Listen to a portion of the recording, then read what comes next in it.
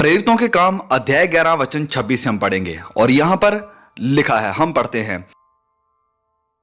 कि चेले। अब चेलों का मतलब है कि मसीही के पीछे चलने वाले या सीखने वाला। लिखा है और चेले सबसे पहले अंताकिया में ही मसीही कहलाए। अब पौलुस और सिलास अंताकिया में थे और कुछ महीनों से सुसमाचार का प्रचार कर रहे थे। वो लोगों के बीच जाके आराधनाएं करते थे, प्रचार करते थे। सैकड़ों लोग उनके द्वारा परमेश्वर यीशु मसीह को स्वीकार कर रहे थे और उन्होंने कलीसियाओं को स्थापित किया और उस क्षेत्र के बाकी लोग उन्हें मसीही कहने लगे, मसीही के पीछे चलने वाले, मसीह यीशु के चेले, मसीही। और यही सबसे पहले यह शब्द इस्तेमाल किया गया था, यीशु मसीह के पीछे चलने वाले। और आज रात जिस विषय पर मैं बात करने वाला हूं वो ये है कि हमें मसीही जीवन कैसे जीना चाहिए। हमें मसीही जीवन कैसे जीना चाहिए। कुछ साल पहले मैंने एक लड़की के बारे में सुना था जिसके दिल में यह बड़ी इच्छा थी कि वह म्यूजिक को बजाना सीखे और उसके अंदर संगीत की योग्यता थी। लेकिन 20 साल बाद उसके पड़ोसियों को उसके गीत को, संगीत को झेलना पड़ा। क्यों? क्योंकि उसने सारे संगीत को खराब कर दिया था। अब असल में हुआ क्या था, उसने अपनी 5 उंगलों से अभ्यास करके कभी भी संघर्ष नहीं किया और ना म्यूजिक सीख पाई। उसने संगीत सीखने को नजरअंदाज कर दिया था। अब आप में से बहुत से ऐसे लोग हैं जिनके अंदर मसीही जीवन जीने की बड़ी इच्छा है। आप मसीह होना चाहते हैं और अच्छे से मसीही जीवन जीना चाहते हैं, लेकिन आपने कभी नहीं सीखा कि मसीही जीवन जिया कैसे जाता है। अब आपको कहा तो गया है कि आपको मसीही होना चाहिए, आपको कहा तो गया है कि आपको मसीही जीवन जीना चाहिए, लेकिन नहीं सिखाया गया कि कैसे। मैंने एक औरत के बारे में सुना था जिसने कहा कि हमारा पास्टर बहुत ही अच्छा है, हमारा पास्टर बहुत अच्छा है, उसकी सेवकाई बहुत बढ़िया है और हम सब उसे बहुत प्यार करते हैं। लेकिन मैं पूरे जीवन में यह समझ नहीं पाई कि वह चाहते क्या है कि हम करें। और आज रात मैं चाहता हूं कि आप बड़े ध्यान से सुने कि हमें मसीही जीवन कैसे जीना चाहिए। लेकिन सबसे पहले मैं चाहता हूं कि हम ये जानें कि एक मसीही है कौन। यीशु मसीह के पीछे चलने वाला असल में है कौन। बहुत से लोग हैं जो ये विचार करते हैं कि अगर आप एक मसीही देश में पैदा हुए हैं तो आप मसीही हैं, कि अगर आपके मां बाप मसीही हैं तो आप ऑटोमेटिकली मसीही हैं। लेकिन बाइबल कहती है कि मसीहत आपको विरासत में नहीं मिलती है। ये लहू और मांस या मनुष्य की इच्छा से नहीं है। ध्यान से सुनिए मुझे, आप ऐसा कुछ भी नहीं कर सकते हैं कि जिससे आप ऑटोमेटिकली अपने आप में परमेश्वर के राज्य के अधिकारी बन जाएं। आप चर्च जा सकते हैं, आप एक अच्छा जीवन गुजार सकते हैं, आप एक अच्छे भले इंसान बन के रह सकते हैं, लेकिन यह सब आपको मसीही नहीं बनाता है। आपके अंदर मसीही जीवन के सारे चरित्र हो सकते हैं, लेकिन यह भी आपको मसीही नहीं बनाता है। अमेरिका के अंदर बहुत से लोग हैं जो अपने आप को मसीही कहते हैं, लेकिन अगर उन्हें बाइबल के आधार से देखा जाए तो वह मसीही बिल्कुल भी नहीं है। वह नए सिरे से पैदा नहीं हुए हैं, उन्होंने मसीह को अपने दिल में ग्रहण नहीं किया है। अगर उनका देहांत हो जाता है तो वह स्वर्ग में कभी नहीं जाएंगे। अब मसीही वो है जो व्यक्तिगत रूप में प्रभु यीशु को जानता है और उसके साथ उसका संबंध है। मसीही वो है जिसने फैसला किया है मसीह को अपने जीवन में लेने का और उसके पीछे चलने का, चाहे कुछ भी हो। आपने उसे स्वीकार किया है, आपने अपना जीवन उसे समर्पित कर दिया है। अब सबसे पहली बात कि मसीह वो है जिसने चुनाव किया है, फैसला किया है। आपने फैसला किया है जीवित खुदा को अपने जीवन में लेने का। आपने मसीह यीशु को अपने जीवन में स्वीकार किया है और ये पहला कदम है मसीही में आने का। क्या आपके साथ ऐसा हुआ है? क्या आपके जीवन में कभी ऐसा समय आया है जब आपने पश्चाताप किया है, जब आपने ये माना है कि आप गुनहगार हैं, जब आपने कहा है कि खुदा मैं अपने गुनाहों से मुड़ने के लिए तैयार हूं, और फिर विश्वास के साथ आपने प्रभु यीशु को अपने जीवन में उद्धारकर्ता स्वीकार किया? और ये है स्टार्टिंग पॉइंट। बहुत से लोग हैं जो मसीही जीवन जीने की कोशिश कर रहे हैं, लेकिन मसीह उनके दिल में नहीं है, क्योंकि मसीह वो है जिसके अंदर प्रभु यीशु मसीह वास करते हैं। जिस वक्त आप प्रभु यीशु मसीह को स्वीकार करते हैं उस समय आपको पवित्र आत्मा मिलता है जो आपको एक नया स्वभाव देता है, नया जीवन देता है, और फिर आपको मिलती है ताकत मसीही जीवन जीने के लिए।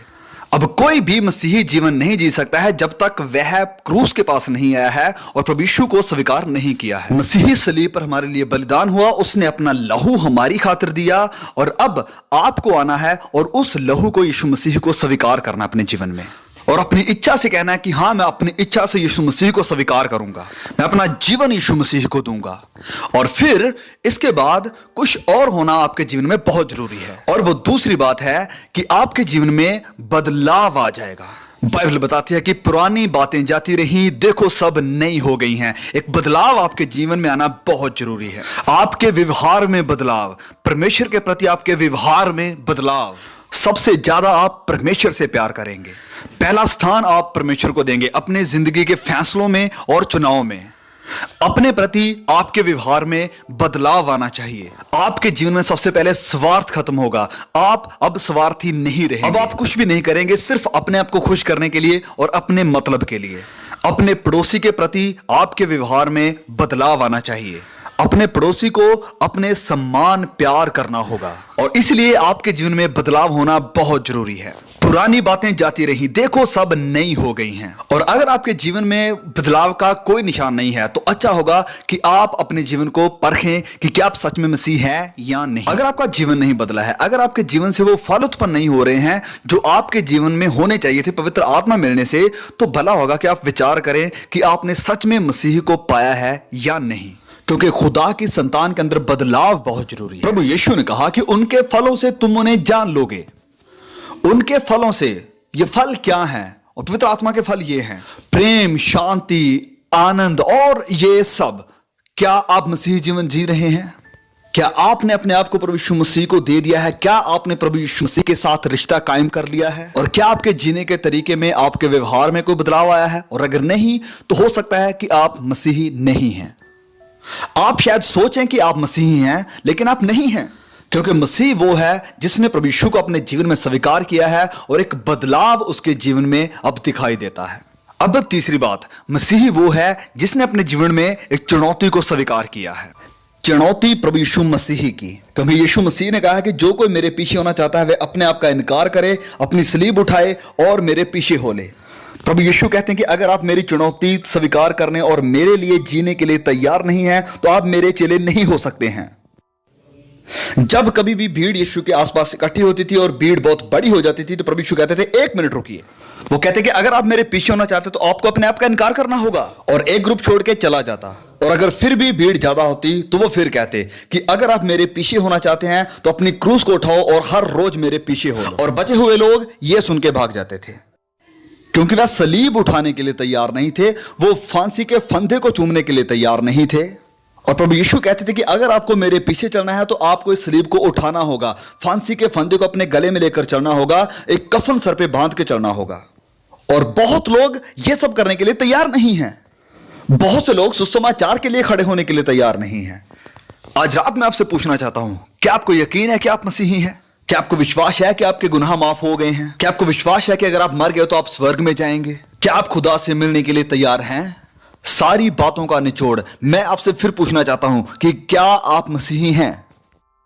क्या इसका आपको पक्का विश्वास है? देर मत करिए, आज रात अपना जीवन प्रभु यीशु मसीह को दें। ठीक है, इसे कहते हैं मसीही। मसीही आपके जीवन में रह रहा है और व्यक्तिगत रूप में उसका अनुभव करना, और जिसके जीवन में बदलाव है वो मसीही है। लेकिन मसीही जीवन कैसे जीना चाहिए, यह एक दूसरी बात है। मसीही जीवन कैसे जीना चाहिए, तो सुनिए मुझे। बाइबल कहती है कि जब आप यीशु मसीह को स्वीकार करते हैं तो आपकी उसके साथ शादी हो जाती है। वह दुल्हा है और हम उसकी दुल्हन हैं, और फिर शुरू होते हैं वह साल जब हम उसके लिए जीते हैं और उसके पीछे चलना शुरू करते हैं। और अगर आप बढ़ना चाहते हैं तो आपको कुछ आज्ञाओं का पालन करना होगा। मसीही में बढ़ने के लिए आप एक बच्चे की तरह बढ़ते हैं। बाइबल कहती है कि जब आप मसीह को स्वीकार करते हैं तो आप बिल्कुल एक बच्चे की तरह होते हैं। अब बिल्कुल एक बच्चे की तरह होते हैं, आप पले बड़े मसीही नहीं होते हैं। जब आप चर्च में जाते हैं मसीह को स्वीकार करने के बाद, तो हो सकता है कि कुछ विश्वासी वहां कहें कि पता नहीं यह बंदा लगातार आएगा भी कि नहीं। ऐसा बिल्कुल ना करें। आप नए विश्वासियों का स्वागत करें, उन्हें प्यार करें, उन्हें खुश करें, उनकी मदद करें कि वह और भी आगे बढ़े। जब मेरे छोटे बच्चे ने सबसे पहला शब्द मुंह से निकाला तो उसने कहा डै डै। उसने बिल्कुल ऐसे ही कहा था। मैं बिल्कुल उसके पास ही था जब उसने ये शब्द कहा था, डै डै। हमारी खुशी का कोई ठिकाना नहीं था। उसने बोलना सीख लिया था, डैड डैड। लेकिन मान लीजिए कि 20 साल बाद वह मेरे पास आता है और कहता है डैड डैड। इसका मतलब होगा कि कुछ गलत है। लेकिन आप में से बहुत लोग बिल्कुल ऐसे ही हैं। आप बिल्कुल भी बड़े नहीं हुए हैं, 20 साल मसीह होने के बावजूद भी आप फिर भी कहते हैं डैड डैड। आप रुक गए हैं, आप आगे नहीं बढ़े हैं। आप प्रार्थना सभा के लिए जाते हैं और सेवक कहता है कि आप एक एक वचन बोलें जो आपने याद किया है। कोई बोल देता है यूहन्ना 3:16 और आप कहते हैं ओ उसने मेरा वचन ले लिया, चुरा लिया। आपको सिर्फ वही आता था, आपने बाइबल को नहीं सीखा है। और अगर कोई कहता है कि आप दुआ करो तो आप कहते हैं ओ मुझे माफ करना, मुझे दुआ नहीं आती, मैं दुआ नहीं कर सकता। और फिर आप मसीह होने का दावा करते हैं। मसीह जीवन एक बढ़ोतरी का जीवन है। हम एक बच्चे के रूप में शुरू करते हैं और परमेश्वर के ज्ञान और बुद्धि में बढ़ते चले जाते हैं। अब कुछ जरूरी नियम। सबसे पहला नियम है प्रार्थना। हर रोज हमें प्रार्थना में समय बिताना चाहिए।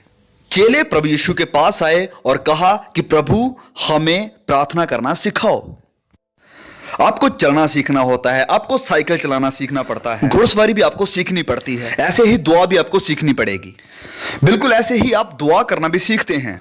प्रभु हमें प्रार्थना करना सिखाओ। याद रखें कि यह मसीह जीवन आपको अकेले जीने की जरूरत नहीं है। पवित्र आत्मा आपके साथ रहता है। जैसे मैंने पहले भी बताया था कि जब आप प्रभु यीशु मसीह को ग्रहण करते हैं तो पवित्र आत्मा आपके अंदर आता है, वो आपको बल देता है, तसल्ली देता है कि आप मसीही जीवन जी सकें। अब ये पवित्र आत्मा आपकी दुआओं में भी आपकी मदद करता है। पवित्र वचन कहता है कि इस रीति से आत्मा भी हमारी दुर्बलता में सहायता करता है, क्योंकि हम नहीं जानते कि प्रार्थना किस रीति से करना चाहिए, परंतु आत्मा आप ही ऐसी आहें भर भर कर जो बयान से बाहर है हमारे लिए विनती करता है। पवित्र आत्मा प्रार्थना में हमारी मदद करता है। बहुत से ऐसे लोग हैं जो कहते हैं कि प्रार्थना करने के लिए मेरा मन नहीं करता है, जब कभी मेरा मन करता है मैं तब प्रार्थना करता हूं। लेकिन आप गलत हैं। आपके पास खास जगह होनी चाहिए और खास वक्त होना चाहिए हर रोज प्रार्थना करने के लिए। और फिर दूसरी बात, वचन को पढ़ते रहें। अब पवित्र बाइबल का मकसद है प्रभु यीशु की गवाही देना। पवित्र बाइबल उत्पत्ति से लेकर प्रकाशित वाक्य तक प्रभु यीशु की तरफ ही इशारा करती है।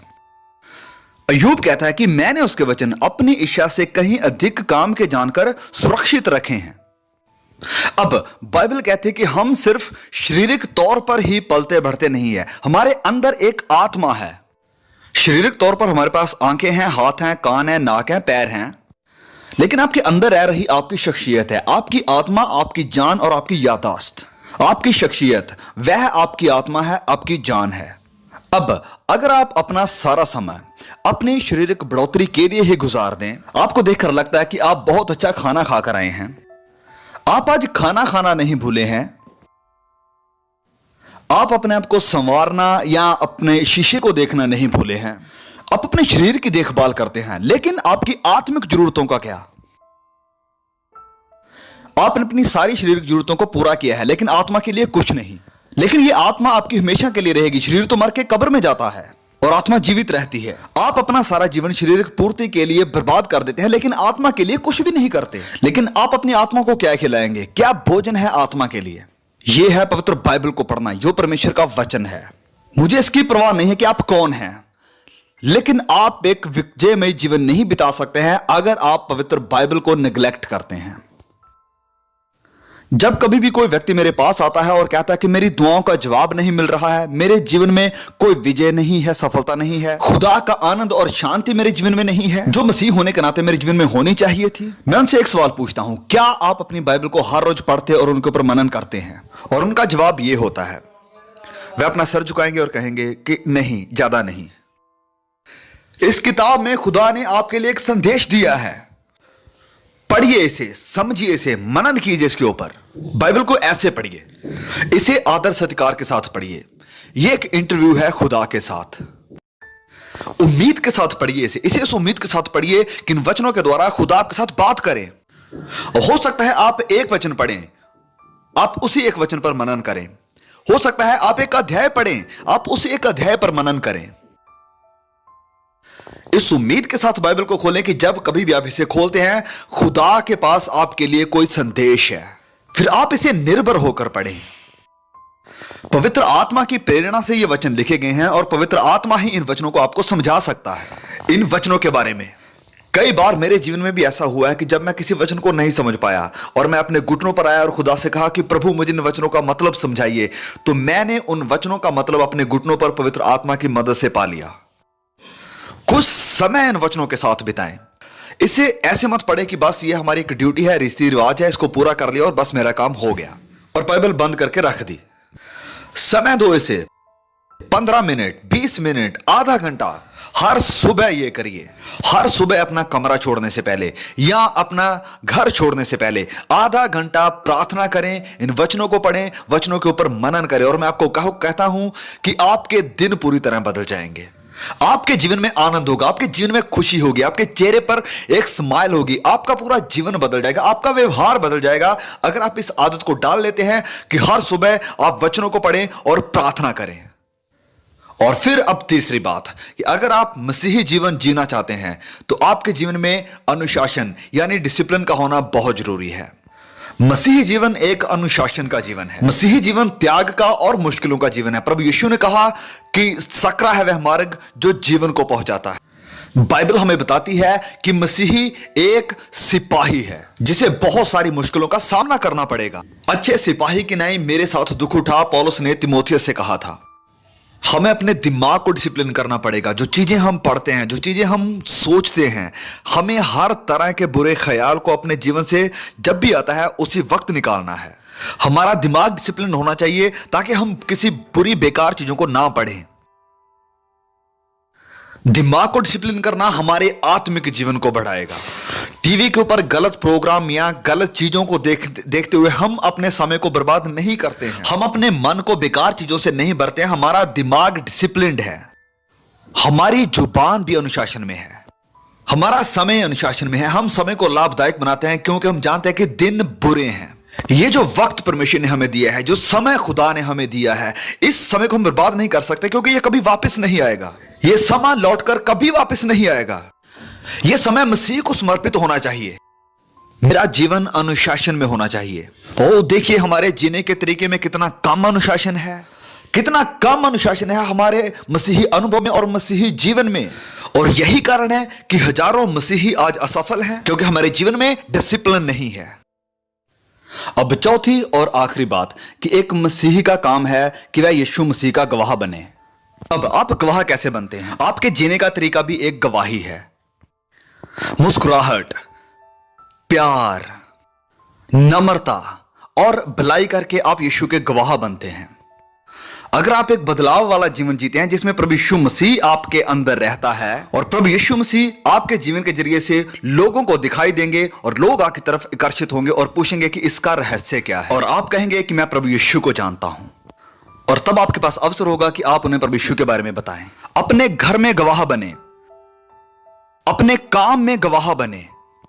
हम काम में आलसी होने के लिए बुलाए नहीं गए हैं। पवित्र आत्मा की प्रेरणा से हमें यीशु के गवाह बनना है और अपने काम करने के तरीके से अपनी गवाही को जाहिर करना है। अगर आप किसी फैक्ट्री में काम करते हैं तो इसे ईमानदारी से करें, जैसे कि आप खुदा के लिए काम कर रहे हैं। आप किसी कंपनी के लिए या किसी यूनियन के लिए काम नहीं करते हैं, वरन आप काम करते हैं खुदा के लिए।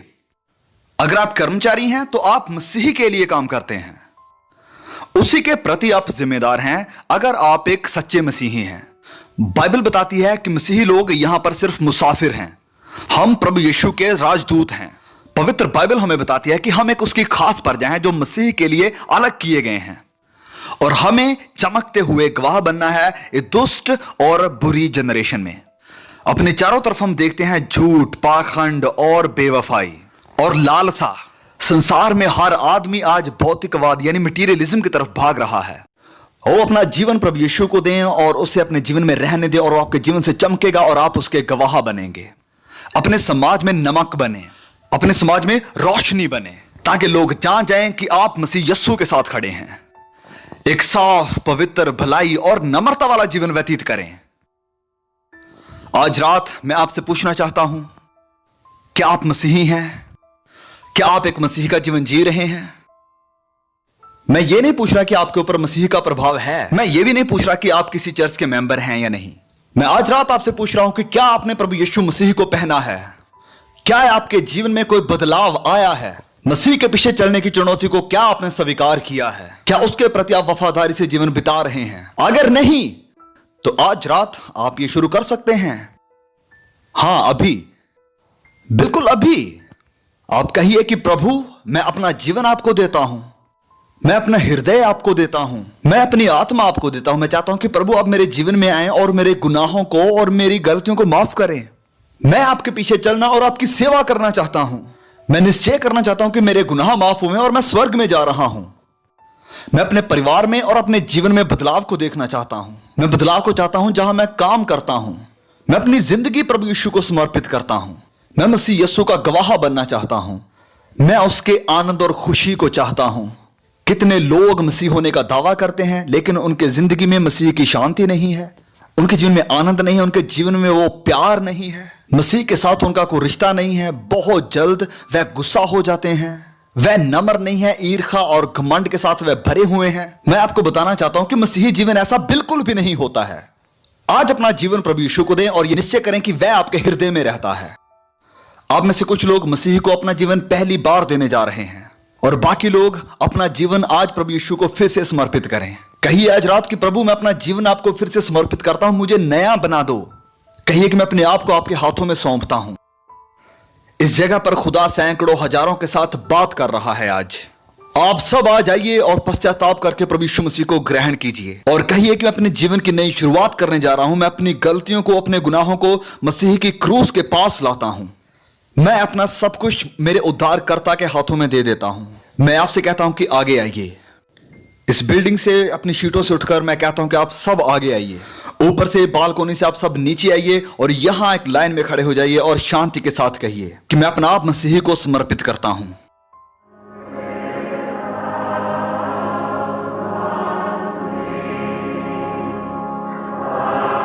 While these many people are coming here, bow your head. Say yes to Christ. Let him come into your life and make you a new person. And change the whole direction of your life. You can do it right now. God bless you.